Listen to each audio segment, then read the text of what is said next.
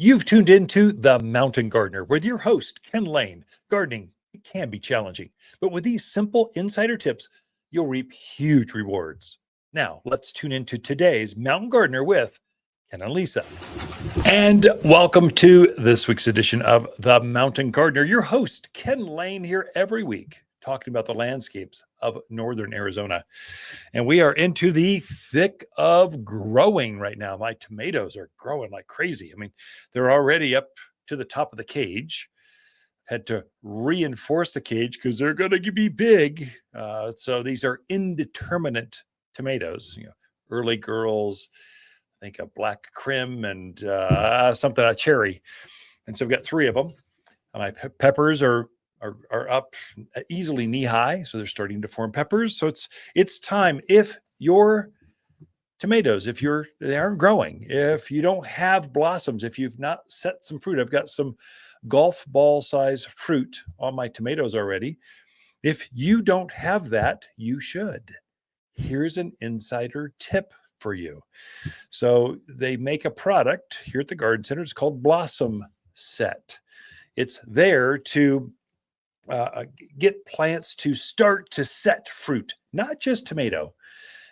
Ours, I think it says tomato and pepper set, but really it works on squash, on eggplants, on your vegetable gardens. And what it does, you spritz the foliage once a week. That's what I do. I'll pick a Sunday or something. I'll sip my coffee. I'll spritz my plants, make them happy, and then they start to set blossoms. They'll set the fruit. So it's not a pollinator. What it does, it slows the plants down. You juiced your soil so fast, so rich. The plants are growing like crazy. They put all of their energy into growing foliage, and they literally will forget to set blossoms and fruit. And so the blossom set slows them down, lets them take a breath. They go, oh yeah, that's right. I should be setting fruit by now. I'm already up to the top of the cage. Let's do that. And so they start to set fruit pretty quick, especially when it's a little bit cooler at night. It's been chilly. It's like cooler than normal. It helps the plants will literally start slowing down. They start going, okay, I'm chilly. I'm just going to hibernate here for a moment. When sunrise hits, I'll start growing again. It helps them to start forcing them to set the flowers, basically. Set flowers. Bees will do your work, and then they'll start setting fruit, and then all of a sudden you've got that rotation. Once they get into that habit of just forming fruits, they just seem to get in this rhythm. But you need to coax them a little bit, and part of it's an altitude thing. If you've never played with blossom set, you'll find that it's really, really helpful. I usually, when I buy my vegetable gardens, I'm just getting a bottle and I just go to town, and once a week I hit my plants until they start setting fruit. And then usually I can take the pressure off. What's happened now in my own gardens is now I'm starting to set flowers and fruit. So I've got golf ball sized tomatoes. I'll be picking stuff in a couple of weeks. I'll be having by the end of the month, I'll be having my first fruit come off. Peppers, I'll have that before then. What I'll do is when I start to set some fruit and they're kind of smaller, I'm now shifting from blossom set. I'm now moving over towards yield booster. Yield booster, it's a liquid. It's liquid calcium. We're also famous for not just not setting fruit early.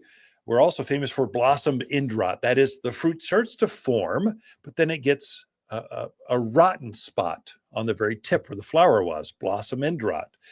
Or the squash will start to grow and then it just turns yellow and withers and drops off. Those are all indications of calcium deficiencies. And part of it's because of our water is so alkaline. That's what's causing that. And so if you can spritz your plants with yield booster at this point, so I'm shifting over to yield booster when they start having fruit. It's just calcium. Calcium, they absorb it through their foliage, and they start to absorb it into the fruits and the foliage, and it just gets rid of that blossom end rot. It makes for bigger fruits, sweeter fruits. A flavor comes out because of calcium. That's why in our fruit and vegetable food, it's 7. So it's 644 is the formula, but it's 7. 6, 4, 4, 7. It's 7% calcium We know that you're going to struggle with calcium and flavors and fragrance and size of fruits. And so we just juice our homemade organic fertilizer with 7% calcium. We're just going to help you. We know the environment you're growing in. We're all in this together. We're up in the mountains, and you're going to need a special kind of food. That's what it does. So I've done that. And so just for now, if you don't have fruit, the advice I can give you just in this hour we're going to spend together, put blossom set on your plants till they start setting fruit. And once they do, switch it over to Yield Booster. You should have a bottle of both in the garden shed, just ready to go. And once a week, just make your plants happy with those two things. It will be a game changer.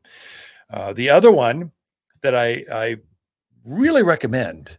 So I was helping a customer yesterday here at the garden center, help work in the lower greenhouse. And Ken, I really, really want that. So my neighbors have this dark black mulch. I love the contrast. Oh, where do I get that? Do you have it? I'm going, we don't sell. That's a dye. It's dyed wood chips. And they dyed it they used actual stain to stain it black or colors. You don't want that in your garden. Trust me. You don't want that. What that is you can buy it at a box store. Go to any box store, you can find that. They'll have it in red, yellow, black, and green. They'll have different colors. What that really is, they're taking old pallets, they chop them up, pull the nails out, dye it, put it in a bag. That's what you're buying. So you're getting wood. It's not a good wood product. It is affordable. That's great. But you're putting dyes into your soil. I would not put that around my vegetable gardens. Anything you're going to eat, I would not put that around there because who knows what kind of chemicals are in the dye. And then pallets they've hauled stuff around for 3 years. Who knows what the wood's absorbed as they deliver stuff around. You just have no control over that. Don't eat anything that you've put this dyed mulch around. I would say the same thing about the rubber products. There's a same thing about there's rubber. They take old tires, chop them up, dye them, and then you can put that around your gardens. Don't put that around I would say don't put it in your yard, but don't put it around things you eat at the very least. Don't do that to yourself or your pets or your dog or whatever. Don't do it to your pollinators. Don't put it around your flowers where butterflies and bees are going to take up whatever's in that through the flowers. What you really want to use is shredded cedar.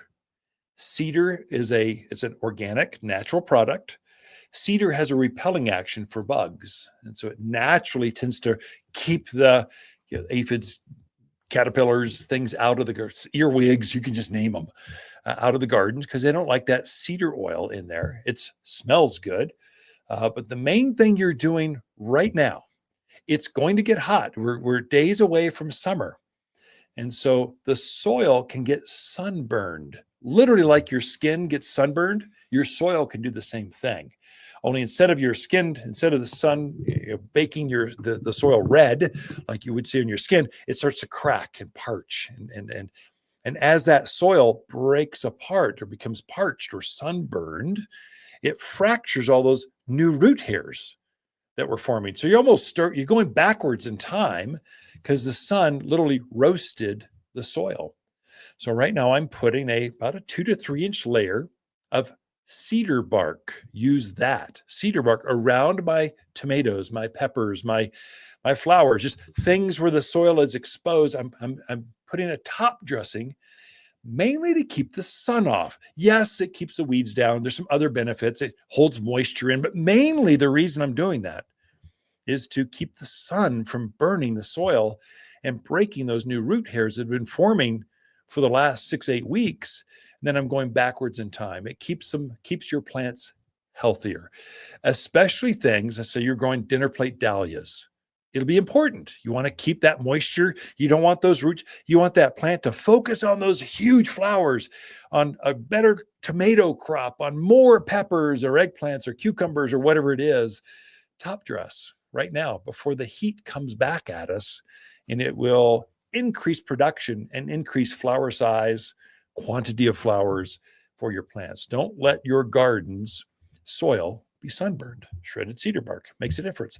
We got a lot in store for you, but we got Lisa Watters Lain coming in the studio right after this. Watters Garden companion plants for June are sunburst locust, moonshine yarrow, silverberry, and Hall's honeysuckle. Ideal at growing up fences, walls, or as a ground cover. Wind, drought, deer, javelina are no problem. Hall's honeysuckle is an outstanding mountain vine with fragrant yellow flowers that loves blooming in the summer heat. An excellent solution for a fast-growing screen, even in the poorest of soil. You'll only find the hardiest vines at Watters Garden Center, 1815 Iron Springs Road in Prescott. And back in the studio, each week, Lisa comes with garden questions. Just what are your neighbors talking about? We try to wrap that up and present it, and so we can see, so the rest of the neighbors in that neighborhood can hear what's going on. And when grasshoppers hit, it's like they hit everywhere. When there's a blight, when something's in bloom, when butterflies, when birds are migrating, they're just not over your yard, they're everywhere. And so there's some value in sharing that. Welcome to the studio, Lisa. Thank you. Your gardens are beautiful. Yes, they are. They're looking really good. Your garden center is even more beautiful. It is really pretty. So many of those summer blooming shrubs, the butterfly, the rose of Sharon. We got some new roses in from Monrovia that are perfume roses. Oh my gosh, you got to come in just to smell them. Even if you're not into roses. Yeah. You have, everyone is into roses. Not everyone wants to grow roses, but everyone loves the fragrance of roses, lilacs, the intensity of crepe myrtles, the beauty, that solar yellow potentilla, the way the butterflies and hummingbirds go after Salvia gregii. It's a botanical garden out there. It truly looks beautiful. I love to walk through because you walking through and you're like, oh, what's that smell? What is that smell? And you start trying to hunt it down, or what's that color out there that's so bright? So definitely a fun place to grab your iced tea or your coffee and just walk through. Don't have to buy a thing. Just come in, bring your dog, and just enjoy the therapeutic effects of Watters Garden Center, a garden center, plants. So this is about garden questions, though. Yeah, we should go get into details. We should. So Dan has a question about his alligator junipers, and this is actually a question we've gotten in quite a bit. So I think it's happening overall through the Prescott area or Quad City area. He has some large native old alligator junipers that seem to be losing their inside foliage, kind of turning brown, dropping. He definitely doesn't want to lose the trees. So he wants to know, should he be concerned? What should he do? What do you think? So Dan, I'm not concerned. So I mean, this is the season where you get some leaf litter off of junipers. If it's a lot, okay, we'll look at that. You might want to take a picture to bring it into the garden center just to make sure, because it's on your radar. It's concerning. So your garden DNA is going, something's off. So, but I'm not concerned in that you didn't say the top was dead. I got dead branches. I've got sap oozing from the trunk. Those are all really bad. You don't want that. So there's two kinds of junipers in this central highlands, this elevation. They kind of roam through Payson, that area, come up through the Verde, through Prescott Valley, and then over towards Ashford, up towards Seligman. Lots and lots of shaggy bark juniper and alligator juniper. So they're both the same. They're related. Alligator junipers, the bark looks like alligator skin. So it has this ragged, very texture, very artistic type of bark. Big blue foliage. And then shaggy bark has this peeling kind of shaggy bark. The foliage looks exactly the same. The bark looks a little different. Both of them are shedding some foliage. I think there's a couple things that may be going on. One, they've been used to 20 years of drought, and all of a sudden we are out of drought, and they have been buried in water since October through the middle of May. So really they've had nonstop moisture. And so you've got some root damage. That's what I think is going on. And so the plant is trying to compensate and balance out its foliage. What to do? I would say fertilize. I know it seems weird to fertilize native plants, but a wild plant that you are caring for reacts very quickly, can recover very quickly. So I would fertilize it with the 744 all-purpose plant food. Dan, listen to me. It's important. I would also give it at the same time 2 products, the all-purpose food and humic, Humic, humic. It's humic acid.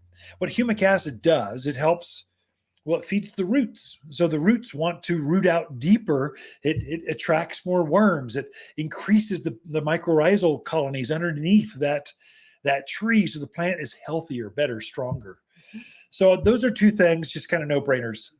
I think what also could be going on is as conifers grow, that is evergreens that have needles, those are conifers, and they grow typically one time in the spring. So they're putting on a ring of new wood right now. They're elongating new tips, new growth right now.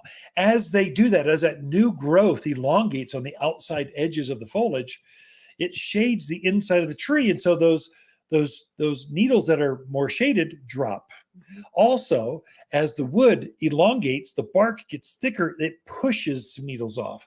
And so to hear that needles are dropping on the inside of the tree does not concern me one bit. I think it's okay. But again, I don't want you to lose it. So bring a photo in. Let's take a close look to make sure. But just over an email or a comment, that's my first reaction. Pamper it a little bit. It'll make a big difference. And then I think if you fertilize it, it would look like a brand new plant within 3-4 weeks. It'll look fantastic. So not to worry, Dan. So a lot of people thinking, oh, it's dry, it needs water. Oh, have been don't do that. Giving extra water. Don't do that. I just want to make sure people understand. Don't give it extra water right now. They've had sufficient moisture. You might as well give your puppy dog arsenic. That's about the same effect. Don't do that. So don't. They're native. Well, you can kill natives. So you kind of want to watch that one. So you do. Be careful. Yeah, be careful. If you're going to water, you can do that just once a month. That's all a native plant needs. They don't want to be in your drip systems. One time a month is enough. And the ground has still got some moisture in it. I don't think they're going to need that. I think it's root damage. And then I think it's healthy. It's growing new foliage. It's shedding some of that old inside growth. Okay. Our next question is from Janie in Chino. She has a hillside on the back of her house that is very hot, full sun all day. Wind. It's Chino Valley. So a neighbor recommended that she use Mexican evening primrose. Yeah. She wanted to know your thoughts on that. And then if you had any other suggestions. Oh, Janie, this is great. I love it when women kind of call in and go, I want your opinion. I love that. So primrose is going to do exceptionally well in Chino Valley. Actually, anywhere in the central highlands area, it's going to shine. So primrose is it's a low growing, about ankle high plant, ground cover, spreads out, and it has these beautiful pink flowers, kind of summer through autumn, and it's just covered with pink flowers nonstop. It can be rather aggressive, and so it tends to, you don't plant this where you in the middle of a garden, it will choke out everything. You put it towards the outer edge where the water barely hits it. Treat it with disrespect and you can maybe keep it under control. So it's perfect for a hillside in Chino Valley. I think it'd be great. And it would spread and it would reseed. Are there other choices? Many, many, many, many choices. We got 100 of them here. Look at sedums. Yeah. Sedums and rock gardens kind of go together. These are low growing. They're kind of like cactus without the needles, the thorns. And so they just spread and creep in between the rocks. They hold the hillside down. They spread very easily. They love our sun. They're perennial. At least the ones we have are perennial. So they're going to come back year after year. What else is out there? Give me some help, will you? Junipers, cotoneas. Oh, sure. Oh, vines, yeah. Grasses. Absolutely. It kind of depends on what you want that hillside to look like, and we can help you figure that out. So, Jeannie, you need to come into the garden center, and we'll give you the grand tour. So that's the secret. I would suggest, since Hillside and Chino Valley, just knowing what I know out there, those are bigger properties typically. And so you'll be tempted to get a whole shopping cart full of things and just plant them in the hillside. You'd be better. A better design tip is get like odd numbers. So 3, 5, 7, group them together, get another color, 3, 5, 7, group them together, and go with pockets of color. It will look more natural that way on that hillside. Mhm. We are out of time, Lisa, just Okay. like that. So Ken and Lisa Lain, the Mountain Gardeners. Be right back. Watters Garden companion plants for June are golden locust, silverberry, Hall's honeysuckle, and portulaca. Portulaca tolerates blazing sun, where the neon flowers attract butterflies. Available in red, orange, violet, white, and pink. Great for containers, rock gardens, between sunny stepping stones, or any hot, dry garden space where nothing else grows. The brighter, the better. You'll find the toughest bloomers at Watters Garden Center, 1815 Iron Springs Road in Prescott. One of the joys I have owning a retail garden center. So retail, I love people. So first of all, if you're in retail, you better like people. And so I love people. I love hearing the stories and where they came from and their families and their gardens. It's just fun. I like when they bring their dogs and we can hear how old they are and what breed. I love how customers just interact with each other. They're helping each other out there. It's a gardener thing.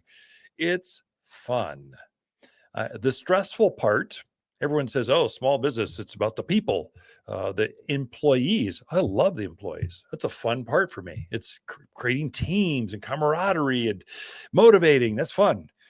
It's the attorneys and the insurance and the taxes and getting the schedules right. And I like the marketing piece.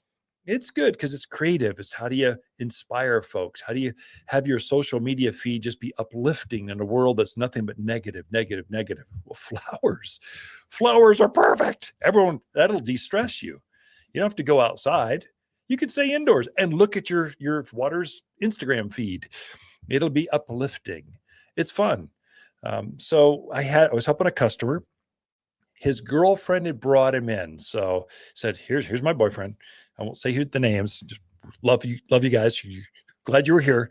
He's new to gardening. He's new to gardening. I want to make sure he falls in love with gardening. And I went, okay, I see where this is going. I can help this guy. We're going to make him the most fabulous gardener she's ever seen. And so he's got this beautiful lantana, gorgeous container pot. I said, here's an insider tip. So I love lantana too. And here's what I do. About a week before you have a party, you're going to have guests over, you're going to have something on your back patio, your decks, deadhead or pinch off the spent flowers, the old flowers, just take those off. And about a week before the event, use this fertilizer. I gave him some flower power. It's a water soluble. You take a scoop of this for every gallon of water. Just water your plants in with this about a week before your party. And these plants, your flowers, will be so over the top, they're going to go, whoa, I can't believe you're that kind of gardener. You can see the lights come on going, yeah, that's what I want to do. That's it. Thank you for that insider tip. And really, gardening is sort of that easy. It's shareable. It's meant to be helpful. We're meant to in this all together. We're growing things that are living, breathing things. We're trying to do what's best for them. And there are some techniques that get them motivated to really grow and bloom. That was an easy one. If you've got Calibrachoa right now, you bought a hanging basket, let's say a Mother's Day weekend. It's been a month and the flowers are just starting to drop. They aren't blooming like they were. The flower power, this water soluble food, it's 48% phosphorus, that middle number, nitrogen, phosphorus, potash. That middle number is what forms fruits and flowers. If you want more fruits, more tomatoes, more peppers, more dahlias, more petunias, Calibrachoa, if they aren't blooming like they were, just give them this flower power every other week and they will be over the top. Like I took some basket of Calibrachoa, lantanas, different things, and I planted those and I started doing that flower power. And now I can't see the foliage on some of these things. It's completely flowers.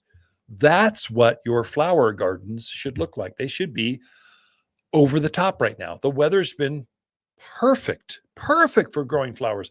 Your vegetables should be growing like crazy right now. Boom, they should be growing up just reaching for the skies, going, this is great. I love growing. I'm going to produce so much for you. If they're not doing that, give them some fertilizer, flower power. I've got my 2 watering cans. I just top off. Each one's 2 gallons. I just mix up 4 gallons at a time. And I go and I make all my plants happy. It's a game changer. So if your plants aren't growing, don't settle for that. Force them to take off. If your salvia, which should be in bloom right now, your autumn sage should be in bloom now. Hummingbirds should be all over those things. If they aren't, give them some flower power. They will be in flower within literally days. They just need some more available phosphorus. That middle number, that's what creates the flower buds. And so if they don't have enough of that, they'll just be green blobs and they won't produce. They'll just be big, tall foliage tomatoes without setting fruit. They'll be, you can garden on them to force them to do what you want. These are wild plants that we're taming to be what we want them to be. And sometimes they just need a little nurturing, a little water, a little food, kind of gets them to do what you want them to do.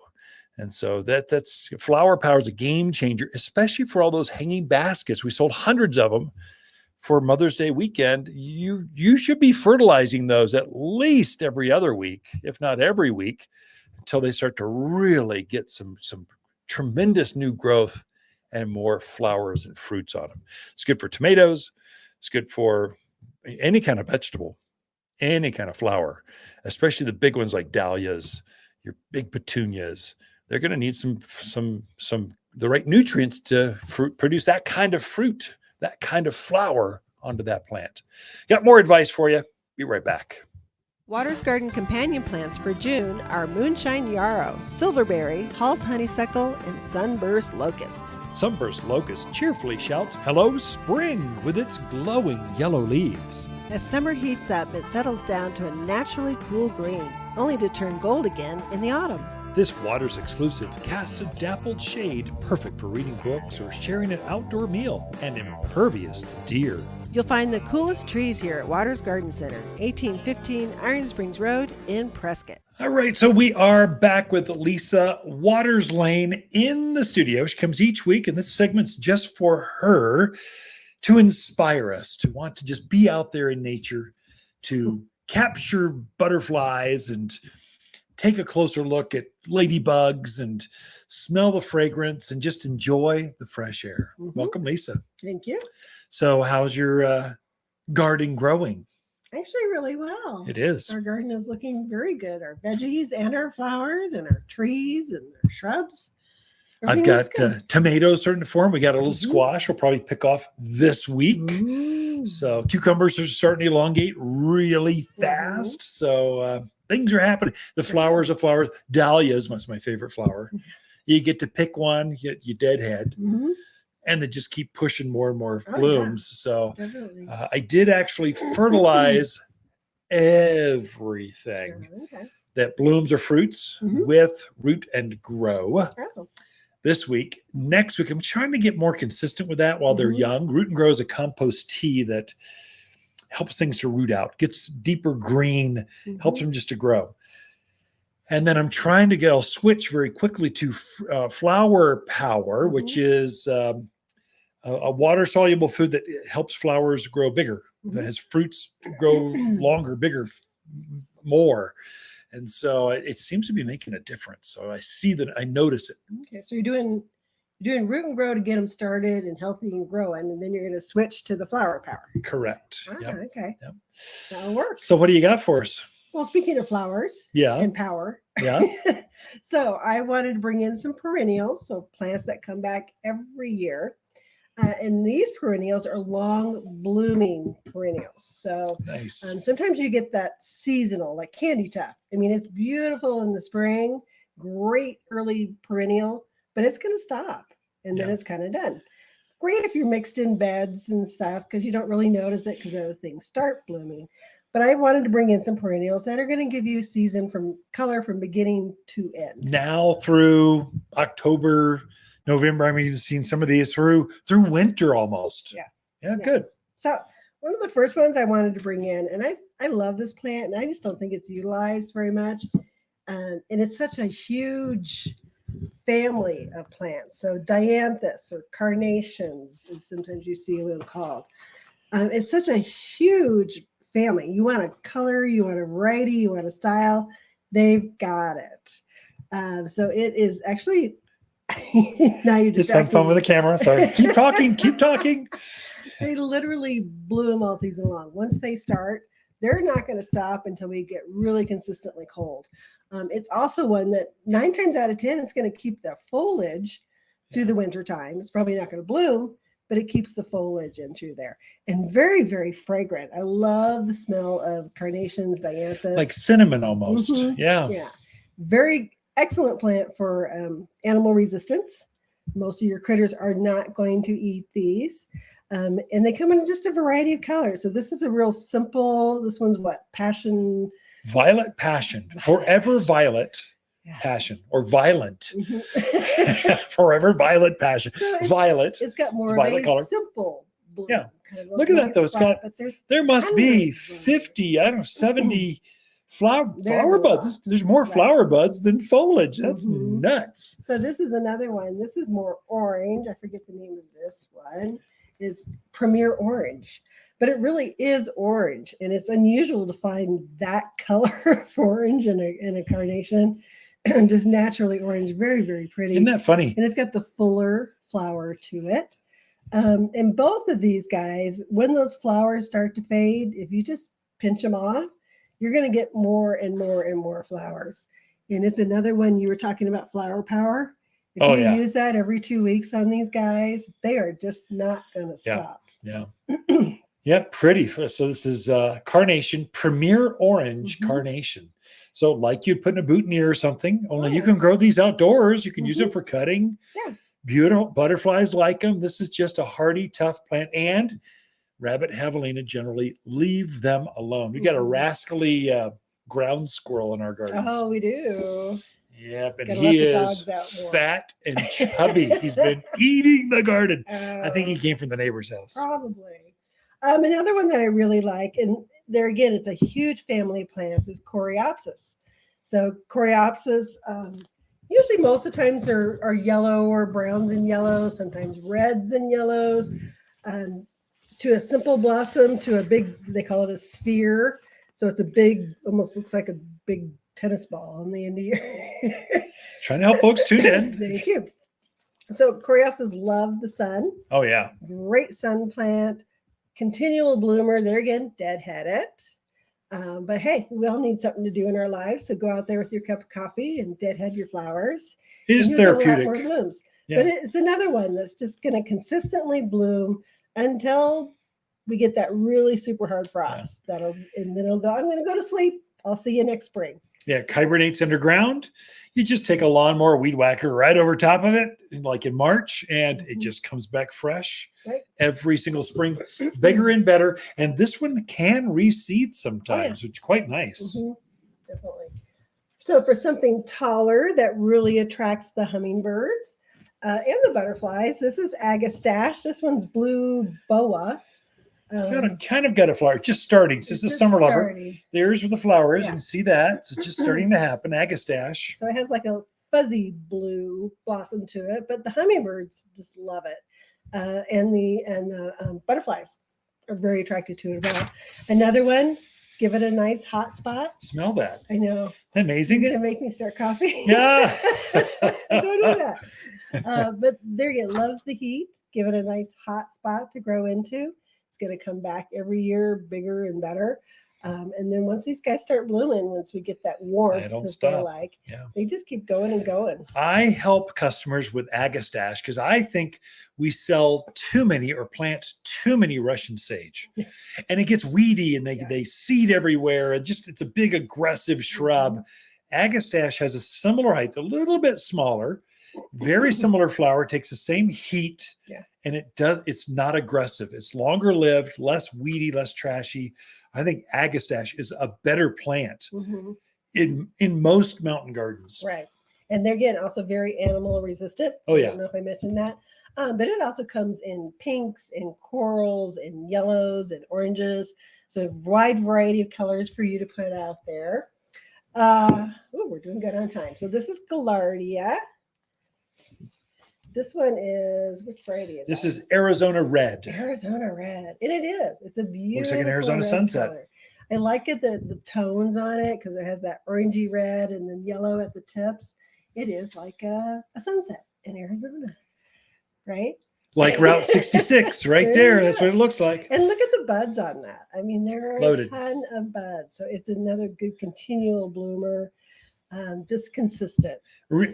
This one is a great bird attractor. That is, if you let it go to seed as it goes into winter, it'll actually be a food source for birds as they get through winter. It comes back every year. And I find that super tough as far as animals like javelina don't bother this. It's got a fuzzy texture to the foliage that they just don't like. They do not care for that. So another one of my favorites. So this one is Gara. This one is the other name for it is whirling butterflies. Yeah, because the little flowers on it just look like they're little butterflies going through the yard. It's very, I love it when the wind kind of is blowing and the plant starts moving, and it just is a very pretty plant out there. Kind of has a simple lacy look to it, but it just, each stem comes out and it just produces flowers all the way up the stem. And it also comes in a dark pink and a light pink as well, kind of different heights. This would be a great companion for Russian sage, agastache, primrose. It loves that right out there in the heat. I mean, just like crazy wind, crazy sun. I'm on a ridgeline. I have nothing but rock piles. Gara is going to like that. This is where it grows. We have one out by our mailbox that I don't even think it's on a drip at this point in its life, but it is huge and it is beautiful. So a great one to put in. We're out of time, babe. I know you got more, so they'll just have to tune in later for to listen to more of your flowers or come in. Better yet, Ken and Lisa Lain, the Mountain Gardeners. Be right back after this. Watters Garden companion plants for June are golden locust, silverberry, Hall's honeysuckle, and moonshine yarrow. Moonshine yarrow is a fuss-free, heat-loving perennial with large clusters of canary yellow flowers held above a ferny foliage. It's just stunning. Mountain tough, you can't kill this perennial that only blooms better year after year. Javelina and rabbit detest the summer blooms. You'll find moonshine yarrow for a limited time at Watters Garden Center, 1815 Iron Springs Road in So if you are new to gardening in the mountains of Arizona, you'll find there are some distinct seasons. It's more than just 4, spring, summer, fall, winter. It's actually spring, summer, fall, winter, plus there's an early spring season where things that love bright sun, but still it's frosty, maybe even some snow. That's early spring. That's March and April. Then we've been into spring. June I defined as its own month. It's perennial month, because this is when all the perennials start to erupt and bloom. So before this, we had some perennials, and they were pretty. They smelled good. They come back every year for years of enjoyment. But some of them were just green blobs. They didn't look that good yet. They weren't quite blooming. June, that all changes. Everything is in bloom. All the things that were in spring are blooming, and now all the summer, the things that just love bright, hot, sunny, windy days, they're not blooming. So before you were buying perennials by the little tag, trying to figure out what size peony is that, to what color. You can't smell them because they aren't open yet. You can't smell a scratch. They don't make scratch and sniff plant tags. Maybe that's not a bad idea. Right now, the peonies, they're blooming. You can actually see the color, touch them, smell them, and all the other summer varieties. The hostas, they were up and looking good, but now they're big and bright and bold and in bloom. They're amazing. Salvias, we had a few of them, and as soon as they started blooming, they would sell. The rest of them were green. Well, now the entire block will have 100 of them show up in 5 different colors, and they're all in bloom. And so the hummingbirds are all over those things. That's why June is its own month. I guess I should keep explaining. So you had early spring season, perennial month, June. You've got summer planting season. That's crepe myrtles and Rosa Sharons. The roses go back into bloom. They're celebrating the monsoon rains. They just love everything about warm and some rains. That's them. Fall color. So fall aspens turn gold, the maples turn red, and then winter evergreens. So really, I define we've got 6 very distinct seasons you see at the garden center, and the product will change. The plants showing up will change. Like I had 6, 7, 10 different varieties of lilac in the spring back in February and March. Now I've got 2, but I've got 7 varieties of crepe myrtles. I've got 6 different types of hibiscus, hardy ones and tropical ones. So we're shifting over to that summer mix. So you'll see the crop rotations. We have to decide, like right now, I'm trying to decide how many do I have for next spring? We're trying to decide our tomato count for next year. How'd it go? Which varieties? We're making those strategic alignments now, and then we'll go get our seed or our plugs or our cuttings and start to grow those out. And once you're out of those, it's done. There's no more. You can't grow. It takes a year. A peony can take up to 5 years to grow, to flush out. All those great big Ito peonies, the ones with the flowers as big as your hand, they get up hip high. They're big. They take up to 5 years before they're old enough to start to bloom. So many perennials need to be of a certain age. Typically, they are at least 2 years old or older. That's why your perennial plants, that's those flowers that come back year after year. So perennial and permanent both start with P. Annuals live for the year, the annual, annum, and then they die in the winter, typically. So annuals and perennials. Perennials are the ones you really want to go with because you plant it once and you're done. It comes back for years. A peony can live up to 50 years. It's one of the longest lived of all the perennial flowers you'll ever find. In fact, if you kept taking cuttings, you could probably get it to grow indefinitely if it's in a happy place. And so it does really well here. You're starting to see the summer and fall grasses. So ornamental grass, not lawn. You're not going to mow it and play soccer with the kids on it. These are big, showy, beautiful flowing grasses, these ornamental grass. We're famous for those up here at this elevation. Well, in the spring, they were cut back and they were starting to look green. And then in the spring season, they started to come, looked green, but weren't blooming. Now, the month of June, they start to actually look full, and they've got those great big plumes at the top, and they will only become more glorious. If you were thinking about putting perennials in the garden, now's the time. An interesting fact. I don't think this is just Watters Garden Center, Prescott, Arizona, or Arizona. I'm talking to friends around the country, and we're finding a phenomena happening. People are shifting from annual flowers and our perennial departments, our perennial, like we have, I don't know how many thousands of square feet of nothing but perennials, shade lovers, javelina proof, deer proof, sun lovers. We'll take the wind, loves butterflies. We break them down, we curate them so that they're easier to shop, less mysterious. And so we're finding across the country, more gardeners are shifting their flower purchases over to perennials. So annual departments are flat or down. So that's the begonias and geraniums and cosmos and all these things that bloom like crazy for a year and then they die in the winter. They might reseed, they might come back, but they won't come back from the root.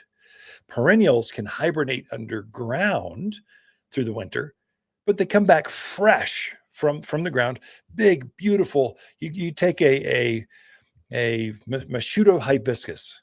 This is that hibiscus with the flower that's bigger than your hand, but it's perennial. It hibernates underground. It gets up 4x4, at least 3x3, about hip high by hip wide. It's magnificent, huge, gigantic flowers, bright pink, bright reds, bright whites. and then it hibernates underground. Its cousin, the Rose of Sharon, is also a hibiscus. This is a big plant. It's a shrub. It's a perennial, but it doesn't die back to the ground. It gets gigantic. So it'll easily get up head high. If you just let it go without ever pruning it, it can go up to 8 to 10 feet. Isn't that beautiful? Just hundreds and hundreds of hibiscus flowers. They're a bit smaller. They're kind of like baseball size instead of as big as your hand. But they make up for it in just sheer quantity. I've literally had at one of my gardens, the Rose of Sharon loaded up with so many flowers. I mean, I gave it a lot of fertilizer, gave it a lot of phosphorus. I nursed it along, I babied it, and she wanted to bloom. She had so many flowers. I had to stake her. She fell over.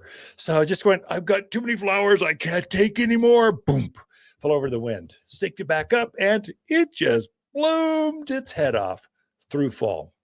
That's the hardiest of all the hibiscus. Rose of Sharon. There's lots of colors, double flowers, single flowers. There's some with red center, some with blue center, some with white. There's a lot of varieties. Then you've got your Machutos, or hardy hibiscus, that hibernate underground. And then you've got your tropical hibiscus. These are the ones you folks in San Diego, Hawaii, Phoenix, and they love the sun. They bloom from here through the end of the year.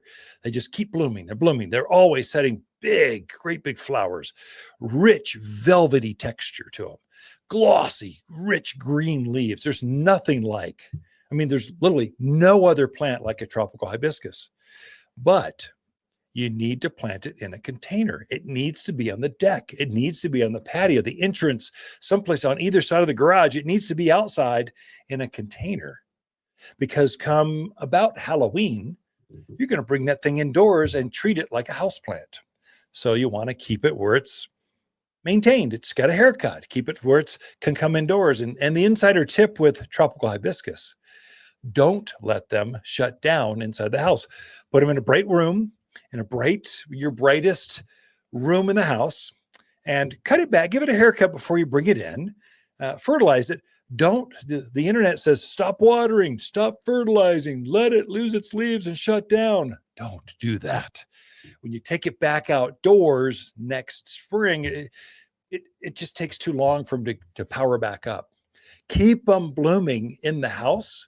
That's the insider tip with tropical hibiscus. And they will come back, put them back out in the spring of next year, and they will just ignite with new growth. I mean, they'll have more flowers than you've ever dreamed of. They love growing outdoors at this elevation, but they have to winter over inside the house. Anyway, we've got more in store for you, but be right back. Got to take a break after this. Watters Garden companion plants for June are moonshine yarrow, silverberry, Hall's honeysuckle, and sunburst locust. Sunburst locust cheerfully shouts, "Hello, spring," with its glowing yellow leaves. As summer heats up, it settles down to a naturally cool green, only to turn gold again in the autumn. This Watters exclusive casts a dappled shade, perfect for reading books or sharing an outdoor meal, and impervious to deer. You'll find the coolest trees here at Watters Garden Center, 1815 Iron Springs Road in Prescott. The Alta Vista Garden Club is going to have a garden tour. Every other year, they have a garden tour. They pick 5 gardens. They curate different personalities. They aren't all the same. They're different. You can see a gardener's personality come out in their gardens. So you're welcome for a donation to the garden club. You can go see those gardens. They give you a map, and you go for the morning, the afternoon, grab lunch, finish up the tours. And I think it's from 8 to 3 on June 21st. So it's coming up.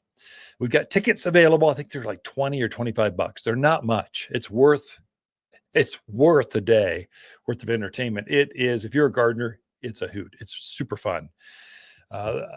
And they've got a great garden club. Alta Vista, they meet once a month, and they just try to help each other be better gardeners and do good work with, beautify Prescott from a garden perspective throughout the region. They've been around for a long time. So I've spoken to that group before. They are just a fun group of gardeners. It's worthwhile looking at them. Garden clubs, there's a place for them. We benefit together by sharing our garden knowledge. That's why we put a garden club here at Watters Garden Center. We've got the Watters Garden Club. I write a weekly garden column, and we send that to our garden club members. So there's like 12,000 of you. Actually, there might be more. I can't keep up. It's kind of crazy. It's a lot of you. But if you're new to the area, or let's say you're newly retired, and you finally have time and resources to garden, you've been thinking about it, but it's been a while, you really benefit from getting in the sequence, in the environment, working with the environment instead of against it. So you know when the monsoon rains come, it's a good time to plant then. You know, in the springtime, you want spring things that can take bright days and cool nights and maybe a snow. What are those plants and how do you design with those? So that's what a garden club does for you. So I shoot videos. If there's a new product, if you've seen something in bloom, I know you're asking, I wonder what that thing is. And so I try to shoot it and they go, hey, that's a certain kind of lilac or a Rosa Sharon or a hibiscus or a perennial flower. Here's a beautiful rose garden. Or I just shot my own personal wildflower gardens.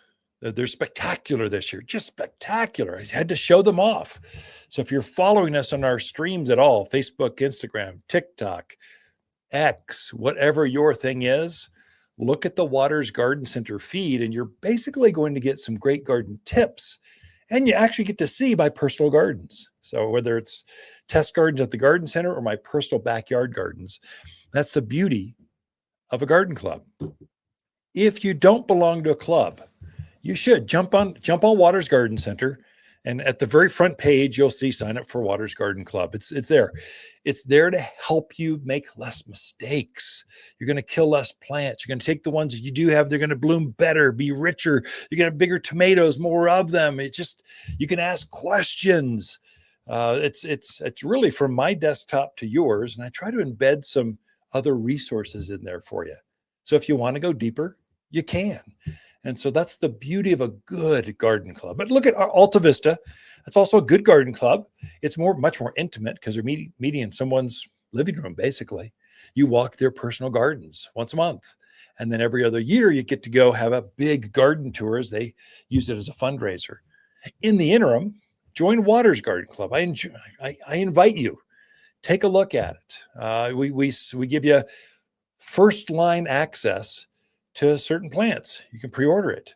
You get garden colony. Your warranties are extended. You get more how-to gardens, how to prune roses. If you bought a rose this year, you'll have here's how to prune in your inbox in the fall.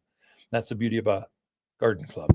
Throughout the week, Lisa and I camp out here at Watters Garden Center, and we love talking to fans of the show. Watters Garden companion plants for June are golden locust, moonshine yarrow, Hall's honeysuckle, and gilt-edged silverberry. Gilded-edged silverberry grows head high with bright gold and blue leaves that screens out the most obnoxious neighbors while standing up to blistering heat and wind. The super sweet flowers are utterly animal-proof. Even javelina and deer don't like the taste of this local shrub. You'll find the best evergreen natives at Watters Garden Center, 1815 Iron Springs Road in Prescott. For a more fruitful garden, increase success in the landscape that just feels better, then tune in daily to the Mountain Gardener podcast. Subscribe through your favorite podcast streamer or visit wattersgardencenter.com. Better yet, visit me directly right here at Watters Garden Center. Thanks for tuning in.